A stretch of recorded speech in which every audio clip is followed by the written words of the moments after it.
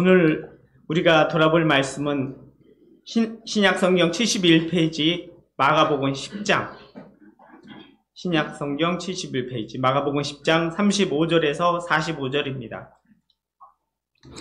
세베대의 아들 야고보와 요한이 주께 나와 여짜오되 선생님이여 무엇이든지 우리가 구하는 바를 우리에게 하여 주시기를 원하옵나이다. 이르시되 너에게 무엇을 하여 주기를 원하느냐? 여짜오되 주의 영광 중에서 우리를 하나는 주의 우편에 하나는 좌편에 앉게 하여 주옵소서. 예수께서 이르시되 너희는 너희가 구하는 것을 알지 못하는도다. 내가 마시는 잔을 너희가 마실 수 있으며 내가 받는 세례를 너희가 받을 수 있느냐? 그들이 말하되 할 수 있나이다. 예수께서 이르시되 너희는 내가 마시는 잔을 마시며 내가 받는 세례를 받으려니와 내 좌우편에 앉히는 것은 내가 줄 것이 아니라 누구를 위하여 준비되었든지 그들이 얻을 것이니라.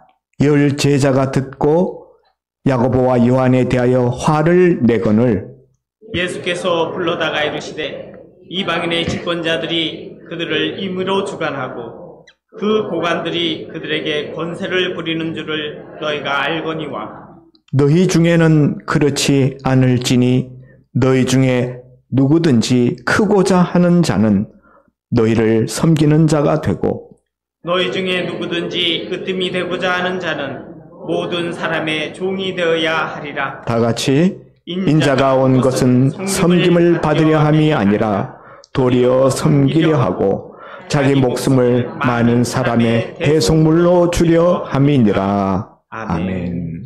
담임 목사님 성작 인자가 온 것은 이란 제목으로 말씀 전해 주십니다. 우리 옆에 분들하고 인사 나누겠습니다. 오늘도 참 좋은 날입니다. 잘 오셨습니다.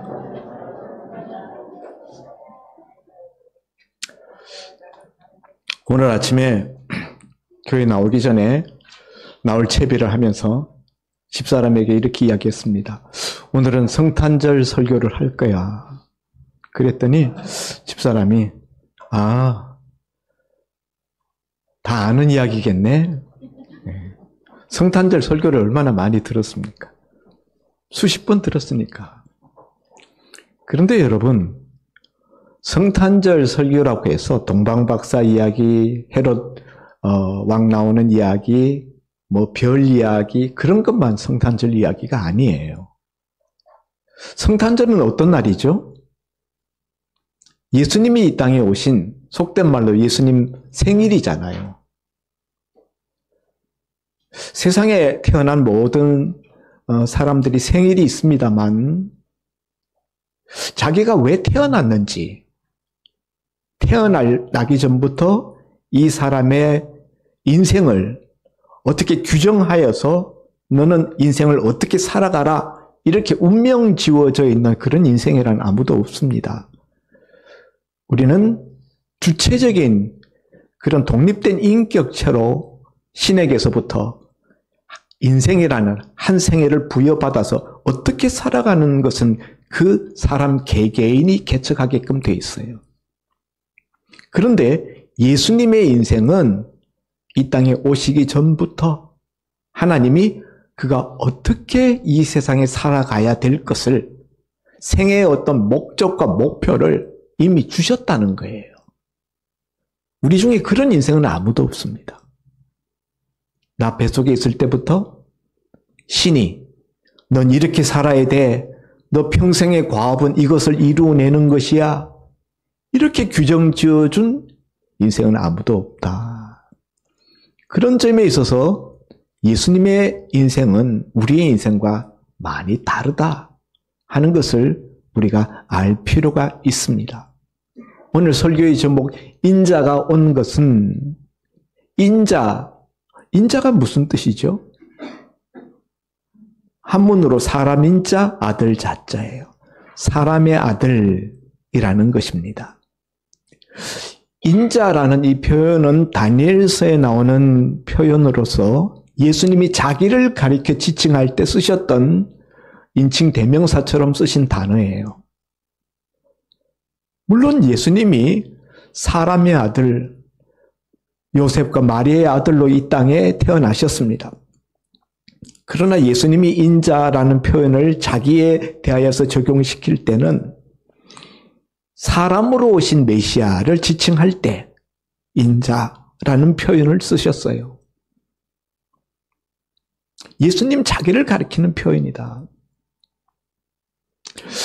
인자가 온 것은 하면서 예수님은 자기가 이 땅에 어떤 이유로 어떤 목적을 가지고 왔는지를 설명하는 내용이 오늘 본문의 이야기입니다. 성탄절을 앞에 두고 있는데 예수님이 이 땅에 오신 이유, 예수님이 오신 목적을 누가 물어보면은 분명하게 대답해 주실 수 있습니까? 성탄절을 우리가 지금 수십 번을 보냈습니다. 성탄절 예배를 우리가 그동안에 참 많이도 드렸습니다.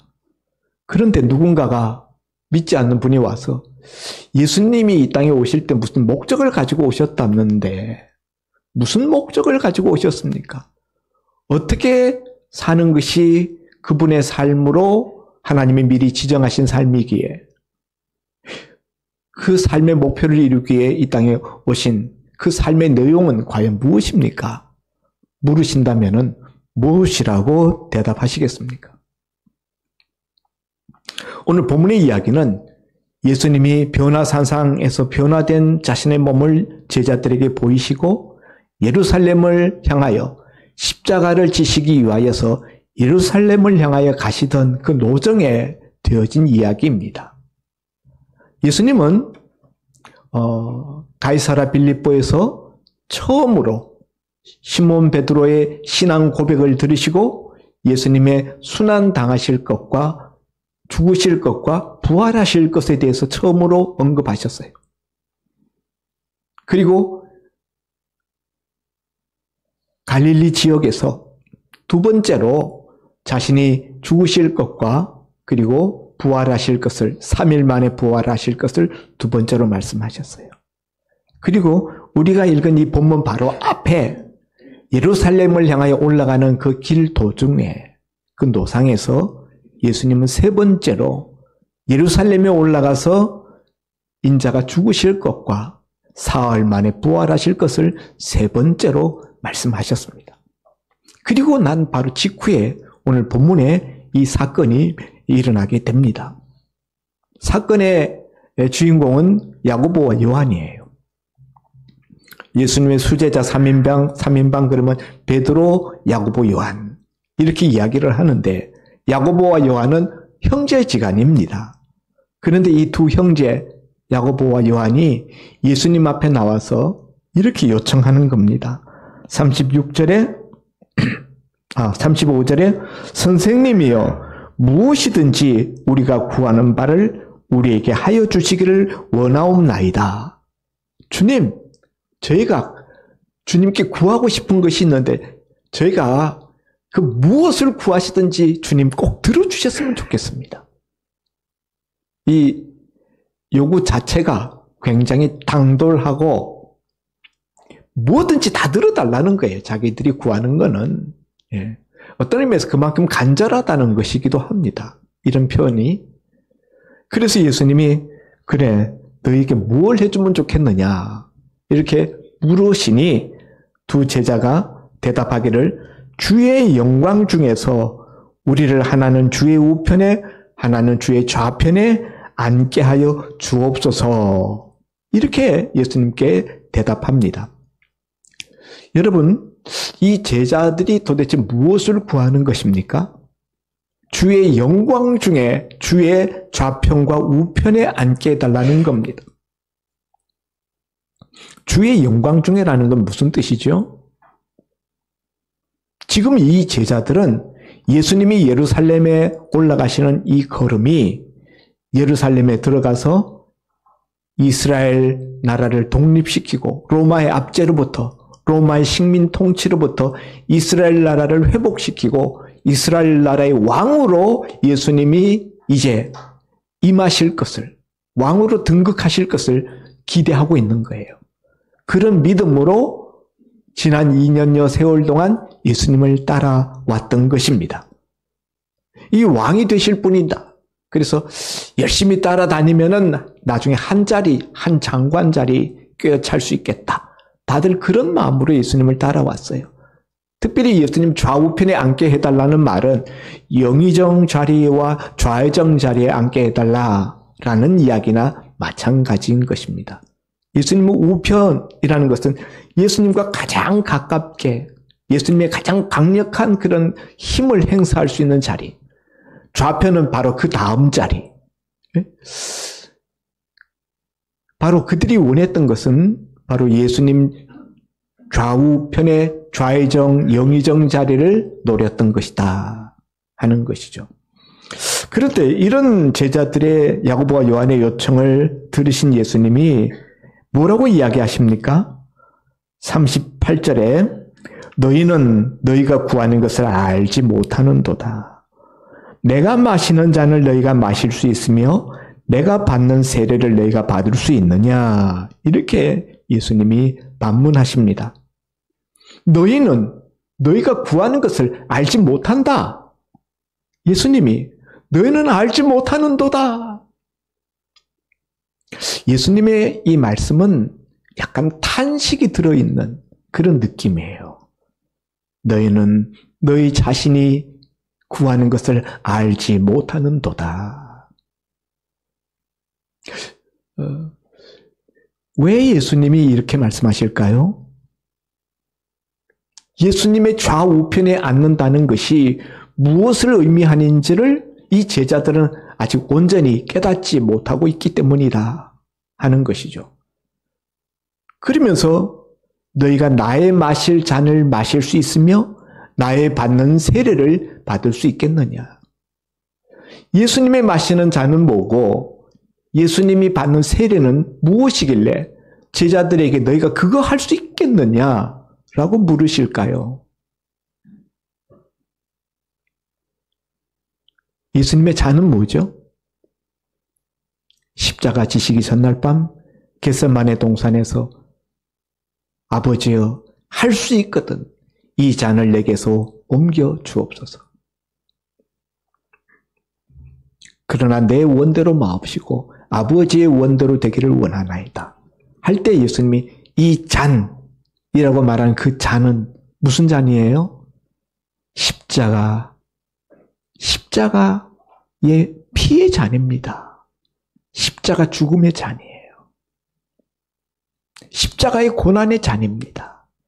너희가 나의 마실 이 잔을 마실 수 있겠느냐라는 것은 나의 십자가의 고난, 그 피 흘리심, 그 죽으심, 그것을 상징하는 표현이에요. 나의 받는 세례를 너희가 받을 수 있겠느냐. 세례에는 두 가지 의미가 있습니다. 우리가 장로교단으로 약식 세례를 합니다만 원래 예수님 당시에 세례 요한이 베풀었던 세례. 어떤 세례죠? 예수님이 받았던 세례는 물속에 붕덩 들어가서 전신이 잠기는 세례예요. 그리고 일어나는, 물속에서 일으키는 세례입니다. 물속에 들어간다. 그래서 물속에 침잠되는 것은 죽음을 의미하는 거예요. 옛사람, 내 육신으로 사는 사람, 그 혈육의 사람은 죽고, 나의 옛사람은 죽고, 물속에서 다시 일으킬 때, 이거는 예수님의 부활하심을 상징하는 것으로 세례는 예수님의 죽으심과 부활을 간접적으로 상징하는 것이다. 나의 받는 세례를 너희가 받을 수 있겠느냐라는 것은 예수님의 십자가의 죽으심, 바로 그 죽는 세례를 말씀하는 거예요. 그걸 너희가 받을 수 있겠느냐? 이렇게 예수님이 물으시는 거예요. 예수님은 이제 예루살렘에 올라가시면은 그들의 기대와 같이 제자들의 생각처럼 왕으로서 추대받는 것이 아니라 십자가 위에 못 박혀서 죽으시게 됩니다. 예수님은 오로지 그 생각만 하고 있는데 제자들은 자기들이 가지고 있는 선입관, 자기들의 그 고정관념, 메시아는 영광의 메시아다라는 그 고정관념에 온전히 그냥 사로잡혀서 예수님 따라가면은 영광을 받을 것이야. 예수님이 영광의 자리에 앉으실 때 우리가 그 좌우편에 앉아야지. 다른 제자들이 선수 치기 전에 우리가 먼저 선수 치자 해서 야고보와 요한이 앞서서 예수님 앞에 이런 요청을 했던 것이죠. 바로 이런 제자 야고보와 요한의 모습을 보고 다른 10명의 제자들이 어떻게 됐어요? 다른 10명의 제자들이 이런 야고보와 요한의 모습을 보고 화를 냈어요. 41절 10 제자가 듣고 야고보와 요한에 대하여 화를 내거늘. 왜 화를 냅니까? 자기들도 똑같은 마음이거든요. 아이, 우리가 저거 부탁하려고 예수님한테 말씀드리려고 했던 건데 저것들이 야고보와 요한 저 두 형제 저놈들이 선수를 쳤네? 저 자리 뺏기게 생겼네? 이런 생각이 드니까 같은 제자 동료이지만 이 야고보와 요한에 대하여서 화를 막 냈다. 이들은 예수님이 너희는 너희가 구하는 것을 알지 못하는도다. 예수님의 좌우편에 앉는다는 것이 무엇을 의미하는지를 모르고 있다. 예. 다른 말로 바꾸면은 지금 예수님이 예루살렘에 무엇하러 들어가시는지 너희가 알지 못한다. 예수님이 어떤 메시아인지를 너희가 알지 못한다. 그런 뜻이에요. 제자들이 생각하는 메시아는 영광을 누리는 메시아입니다. 그러나 예수님이 가고자 하는 그 길의 메시아는 하나님이 부여하신 이 땅에 오시기 전에 하나님이 해야 될 과업으로 예수님에게 맡기신 그 메시아 직은 고난받는 메시아, 십자가를 지는 메시아예요.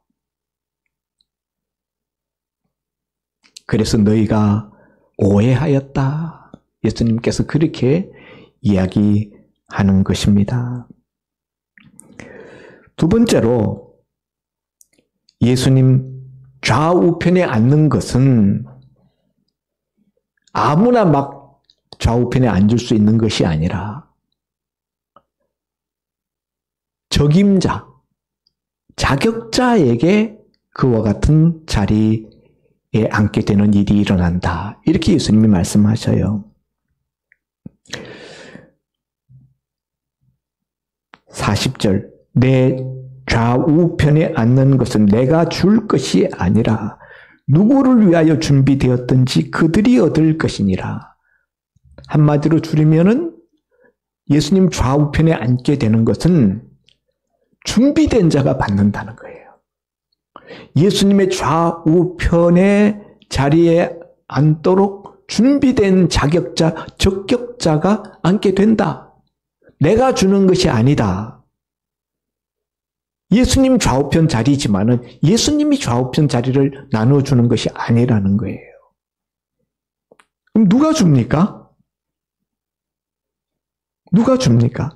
예수님도 주지 않는다는데 이것은 하늘 아버지, 성부 하나님이 주신다는 거예요. 예수님의 좌우편의 영광의 자리에 누가 앉게 하는 것을 정하는 것은 예수님도 정하지 아니하고 하나님, 성부 하나님께서 정하신다. 내가 마음대로 주는 것도 아니다. 자격자가, 자격이 되는 자에게 하나님이 주신다. 이것이 예수님의 대답입니다. 그러면서 예수님께서 막 이 야고보와 요한이 선수 치는 것에 대해서 화를 내는 제자들을 다 불러 모으시고 이렇게 이야기하십니다. 42절에 이방인의 집권자들이 그들을 임의로 주관하고 고관들이 그들에게 권세를 부리는 줄을 알거니와 너희 중에는 그렇지 않을지니. 너희 중에 누구든지 크고자 하는 자는 너희를 섬기는 자가 되고 너희 중에 누구든지 으뜸이 되고자 하는 자는 모든 사람의 종이 되어야 하리라. 제자들에게 이방인의 집권자들 이야기를 합니다. 이 세상에 권세 부리는 자들, 이 세상을 다스리는 통치자들, 이런 사람들은 임의로 주관한다는 거예요. 자기 권세를 가지고 자기 멋대로 자기 독선적으로 주관적으로 자기들 마음대로, 그리고 고관들이 그들에게 권세를 부리는 줄을 너희가 알거냐. 권세를 부린다는 거예요. 자세하고 갑질하고 억압하고 자랑하고 뻐기고, 이게 세상 권세자들, 세상 집권자들, 세상의 고관들이 보이는 모습이라는 거죠. 지금 예수님의 제자들을 마음속에 지금 높은 자리에 앉고 싶어하는 마음, 그 예수님이 보시는 거예요. 높아지고자 하는, 영광을 받으려고 하는 그 마음을 보시고, 그건 세상 집권자들, 이 세상의 고관들이 가지고 있는 태도다. 그러나 너희는, 나의 제자된 너희는 그렇지 아니하니라. 너희는 그렇게 처신하면 안 된다. 너희는 그런 것을 추구하면 안 된다 하는 것입니다. 그래서 주시는 대답의 말씀이, 너희 중에 누구든지 으뜸이 되고자 하는 자는 모든 사람의 종이 되어야 하고 너희 중에 누구든지 크고자 하는 자는 너를 섬기는 자가 되어야 한다. 참 세상의 원리와 반대되는, 뒤집어서 역설적인 진리를 주님이 말씀합니다. 세상의 머리가 되려면 어떻게 해야 돼요? 다른 사람들 밟고 올라가야, 그래야 꼭대기에 올라가죠. 그런데 예수님은 다른 사람들 발밑에서 그들을 섬기는 자가 돼야, 그래야 머리가 되고, 그래야 우두머리가 된다는 거예요. 이게 얼핏 우리가 생각하면은 말이 안 되는 소리예요. 근데 이게 하나님 나라를 사는 사람의 삶의 원리라는 거예요. 예수님이 이렇게 말씀하는 것은, 너희는 이 세상에서 세상을 따라 사는 자가 아니라 너희는 하나님 나라를 살아가야 되는 자들이다. 너희는 하나님의 자녀들이기 때문에 세상 권력자들, 세상 고관들처럼 너희는 살아서는 안 된다. 그런 의미에서 너희의 추구하는 것이 잘못되었다라고 주님이 지적하고 계시는 것입니다. 그러면서 오늘 설교의 제목 45절, 인자가 온 것은, 예수님은 왜 이 땅에 오셨는지를 밝히십니다. 섬김을 받으려 함이 아니라. 세상 사람들은 다 섬김을 받으려고 해요. 세상에서 성공하고 출세하고 노력하고 세상에서 돈 많이 벌고 하려는 이유가 뭡니까? 높은 자리에 올라가서 섬김을 받으려고 하는 거예요. 그 가진 것, 그 있는 것 가지고 행세하고 힘을 과시하면서 섬김을 받으려고 하는 거죠. 그런데 예수님은 나는 섬김을 받으려고 온 것이 아니다, 이렇게 말씀합니다. 도리어 섬기려 왔다. 인자가 온 것은 섬김을 받으려 함이 아니라 도리어 섬기려고 왔다. 이것이 예수님이 이 땅에 오신 목적이라는 거예요. 이해가 되십니까?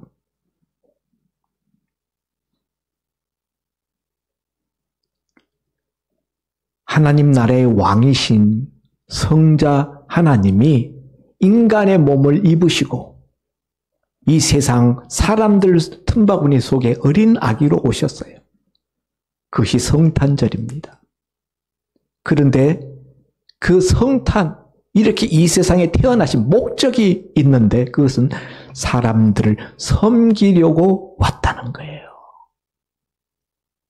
왕이면은 당연히 섬김을 받아야죠.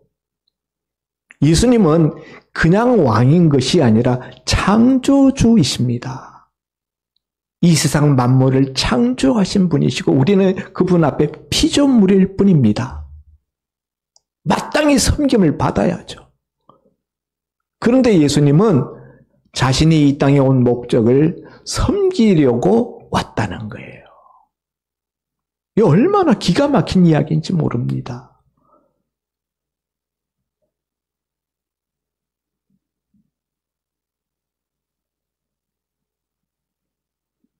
사랑하는 성도 여러분,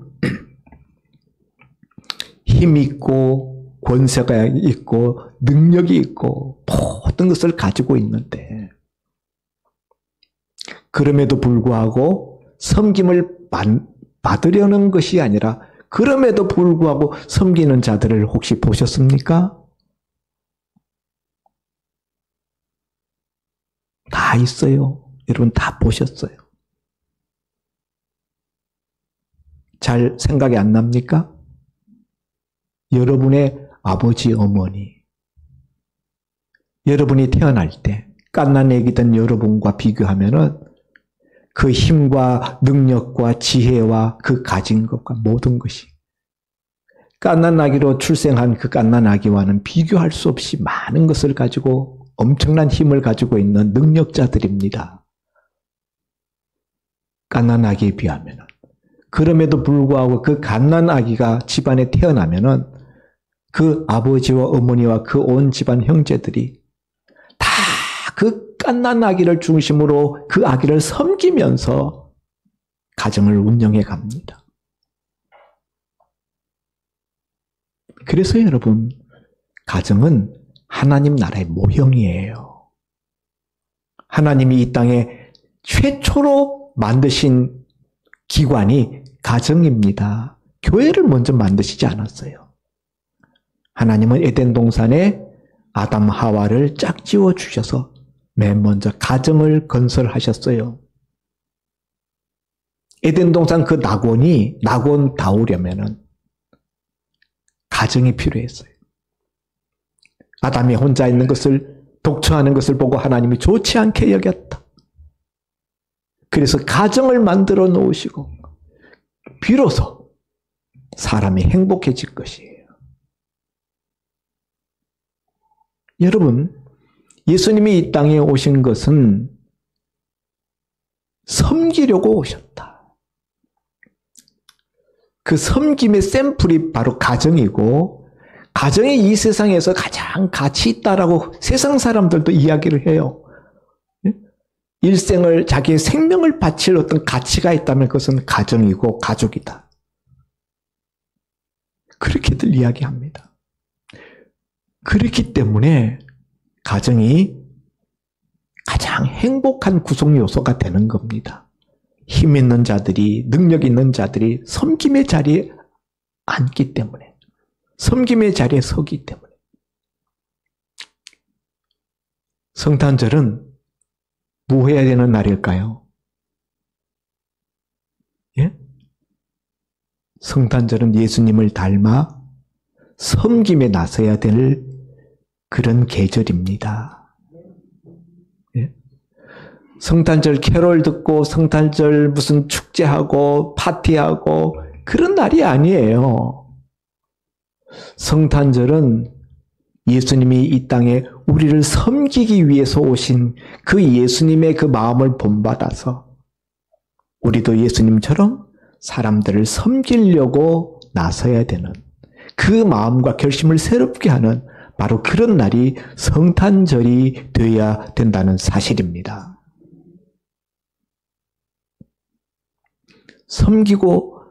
섬기면서 살고 계십니까?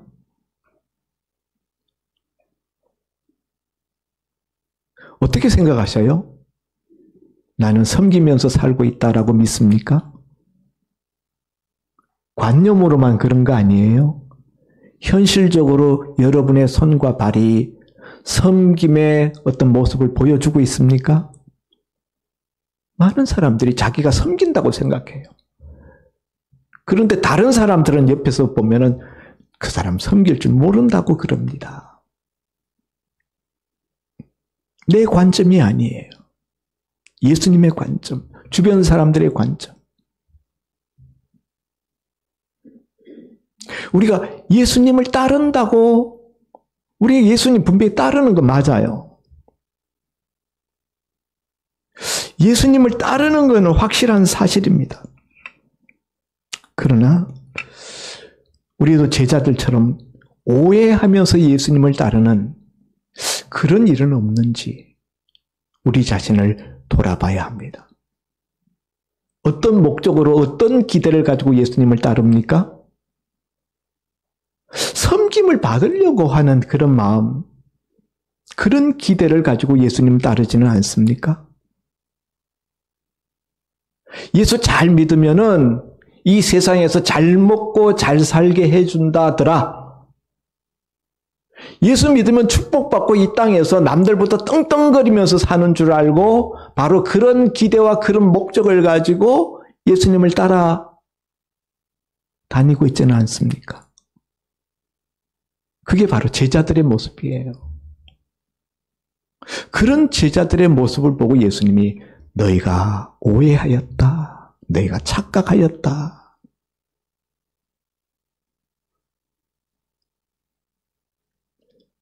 여러분, 잘 먹고 잘 사는 것이 복이면은 예수님은 복이 없습니다. 제가 지금 이 부분은 조정민 목사님의 글을 옮겨드리는 겁니다. 잘 들으시기 바랍니다. 잘 먹고 잘 사는 것이 복이면 예수는 복이 없습니다. 오래 사는 것이 복이면 예수는 참 복이 없습니다. 잘 죽는 것이 복이면 예수는 정말 복이 없습니다. 예수는 세상의 복이 아니라 길이고 진리이고 생명입니다. 십자가에 죽으셨잖아요. 섬김의 삶을 몸소 실천하신 예수님, 최후의 만찬석상에서 제자들, 식탁에 앉아있는 제자들 그 발밑에 무릎을 꿇고 앉으셔서 세숫다에 물을 떠가지고 와서 허리에 수건을 꿰어차시고 제자들의 더러운 발을 하나하나 다 손수 씻겨주셨던 예수님. 섬김의 삶이란 어떤 것인가를 주님이 몸소 실천해서 제자들 앞에 보여주셨습니다. 여러분, 섬김의 삶을 살려면은 다른 사람들 발 밑에 꿇어 앉아야 돼요. 자기 위치를 낮춰야 된다. 고관과 같이 새도 부리는 자와 같이 자랑하고 교만하고 갑질하고 그런 자리에서는 섬김의 삶을 살 수가 없습니다. 낮은 자리, 낮은 마음. 그런데 여러분, 이때 우리 오해하지 말아야 되는 것은 예수님이 낮은 데로 가라 말씀하시는 것은 마음 자세이고 태도이지, 겸손한 태도를 말씀하는 것이지 그것이 실력을 낮추라는 뜻이 아니에요. 예수님이 낮은 데로 가라 그랬으니까 공부도 열심히 안 하고 일도 게을리하고 직장에서도 저 말단으로 그렇게 살라는 뜻이 아니에요. 우리는 믿는 자답게 성실하게 정직하게 열심히 살아서 세상의 고지를 향하여 그리스도인이 올라가야죠. 고지를 점령하려고 해야 됩니다. 이 실력은 우리가 높여야 됩니다. 실력이 높아야 많은 영향력을 행사할 수 있기 때문입니다. 그러나 자세는 낮추라는 거예요. 이거 거꾸로 뒤집어서 생각하는 사람들이 있어요. 실력은 낮춰놓고 자세는 높이는. 예? 그건 자기를 속이는 거예요. 자기 허영심이에요. 자만심이고. 여러분, 오늘 섬김에 대하여서 저는 한 가지만 이야기하려고 합니다. 섬기려면은, 우리가 섬기는 삶을 살려면은 좀 손해봐야 돼요. 나는 절대로 손해보지 않겠다. 나는 절대로 자존심 굽히지 않겠다. 그렇게 하면서 섬김의 삶을 살 수 있는 사람은 아무도 없습니다. 섬김의 삶을 살려면은 내 자존심 굽혀야 되고 손해를 각오해야 돼요. 희생할 수 있어야 섬김의 삶을 사는 것이 가능해집니다. 예수님은 십자가에 죽기까지 섬기셨습니다. 희생이 있어야 섬김이 온전히 설 수가 있는 것입니다.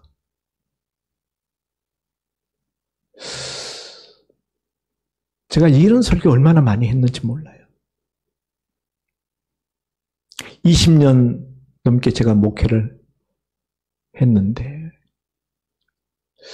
아직도 우리 성도들의 삶을 보면은 이런 섬김의 모습이 보이지를 않습니다. 그래서 때로 안타깝기도 하고 참 내가 무능력하구나. 내가 참 설교를 못하는구나. 말씀에 능력이 참 없구나. 그런 자책도 합니다. 예수님이 2년 넘게 제자들을 가르쳤는데 이제 예루살렘에 올라가서 죽으실 일만 남았는데도 불구하고 그 시점까지도 예수님을 온전히 이해하지 못하고 예수님이 어떤 분인지 가서 무슨 일을 하실 건지 전혀 알지도 못하고 뚱딴지 같은 영의정 좌의정 자리를 달라는 이런 청탁이나 받는 그때 예수님이 얼마나 참담하시고 이런 동떨어진 제자들의 모습 앞에서 얼마나 외로우셨을까?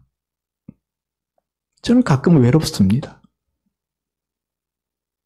그렇게 말씀을 전해도 그렇게 변하지 않는 성도들의 모습 때문에 괴롭습니다.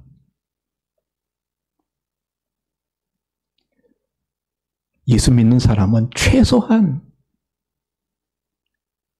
오늘 제가 거창한 섬김을 요구하지 않겠습니다.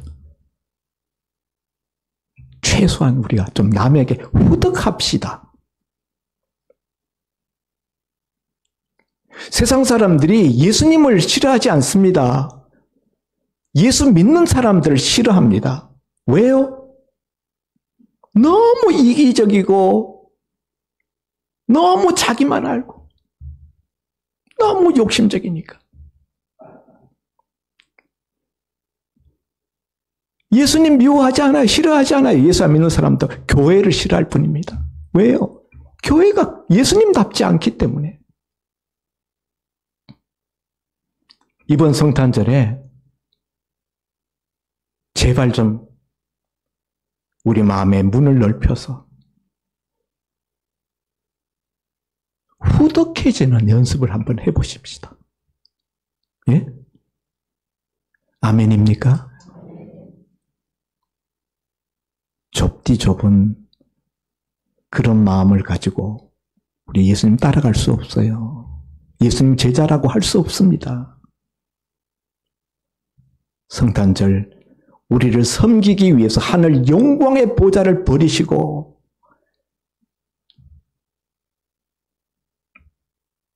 유대 땅 한 구석에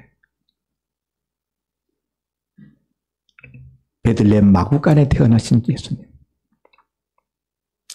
그 주님의 섬김을 생각하면서 조금이라도 만에 하나라도 우리가 닮아갈 수 있는, 흉내낼 수 있는 섬김의 사람들 될 수 있기를 주의 이름으로 축원드립니다. 하나님 아버지, 인자가 온 것은 섬김을 받으려 함이 아니라 도리어 섬기려고 왔다 말씀하신 주님. 우리는 맨날 관심이 어떻게 하면 섬김을 받을까에만 꽂혀 있습니다.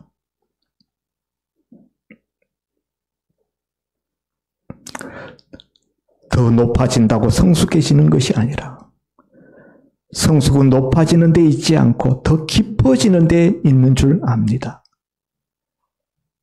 우리 자신의 미성숙함을 인식함이 성숙에 다다르는 출발점인 것을 알고 작은 것, 대인관계에서 후덕한 모습을 보이는 것, 이것 하나만이라도 이번 성탄절에 실천할 수 있는 저희들 되게 하여 주옵소서. 예수님 이름으로 기도하옵나이다. 아멘. 은혜로운 말씀 감사합니다. 찬송가 455장 드립니다.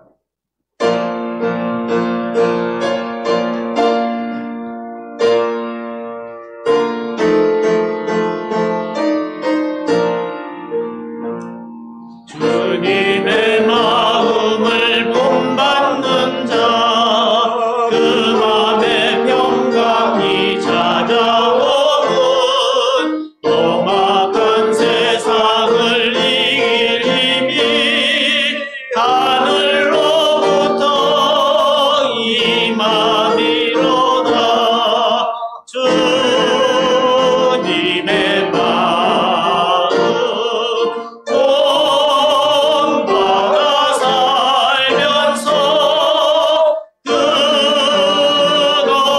거룩하심 나도 이루리. 주 모습 내 눈에 안 보이며 그 음성 내 귀에 안 들려도 내 영혼 날마다 주를 만나 신령한 말씀 늘 배우노라. 주님의 마음 본받아 살면서 그 거룩하심 나도 이루리.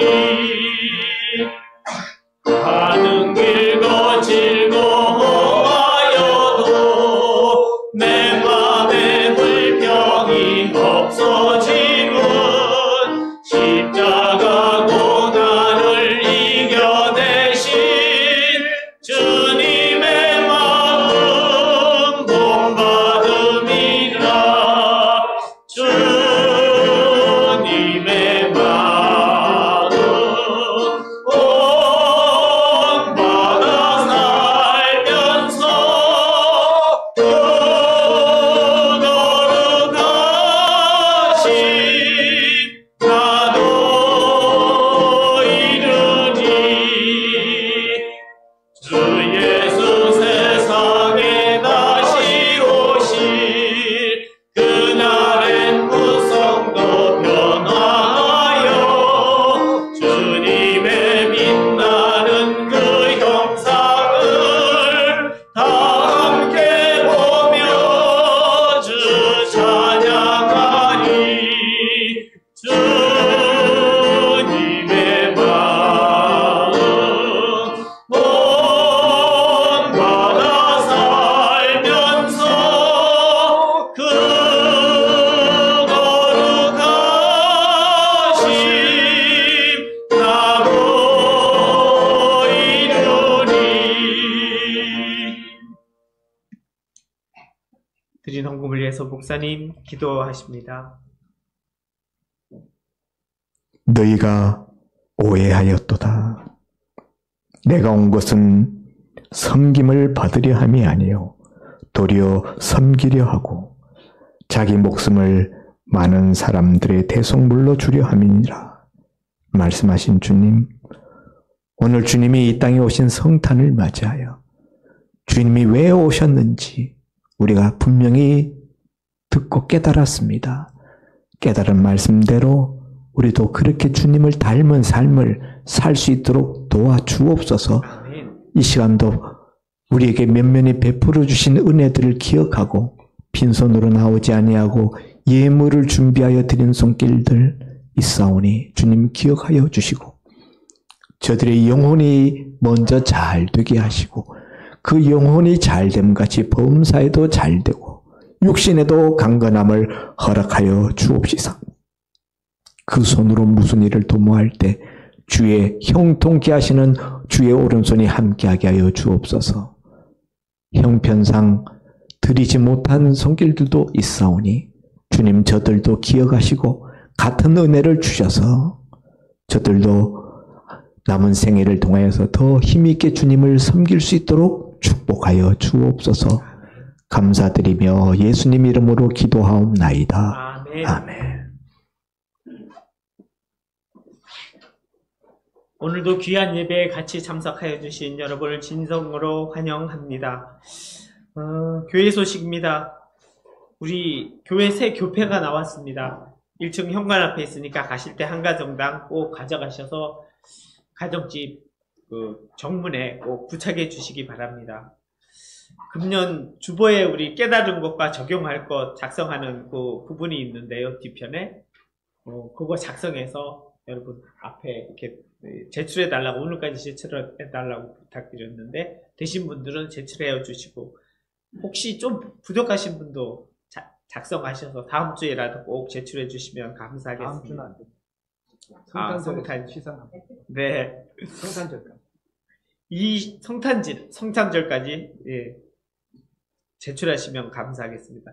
25일 수요일이 성탄절 예배입니다. 오전 11시고 그래서 수요일인데 오후 저녁 예배는 없습니다. 저녁에 오시는 일 없기를 바랍니다. 그리고 새 등록 가정을 환영합니다. 김등만, 최종선, 김지은 성도님 가정인데요. 현대 향천아파트 103동 7층에 사십니다. 잠깐 일어나서 환영받.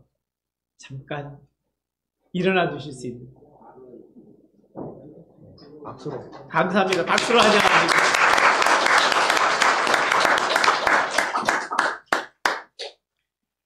그리고 혹시 미등록하신 그런 추석 성도들도 계시면은 올해가 가기 전에 가급적이면 등록해 주시면 감사하겠습니다. 목사님 다른 다 같이 일어나셔서 518장 송영 1장을 간식 동지 팥죽 부른 후에 윤 목사님 축도로 예배 마칩니다. 또 네. 1층에 간식이 준비되어 있으니까 네, 가지 오늘 마시고 동지 팥죽 맛있게 써놨습니다. 우리 다들 팥죽 드시고 가시기 바랍니다. 수고해 주신 우리 집사님, 권사님 감사합니다.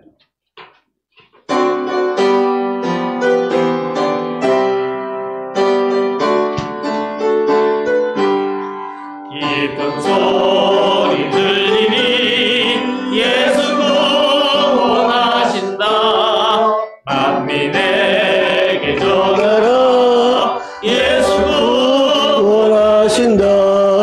만민 명령하시니 산을 넘고 물 건너 온 세상에 전하라. 예수 구원하신다.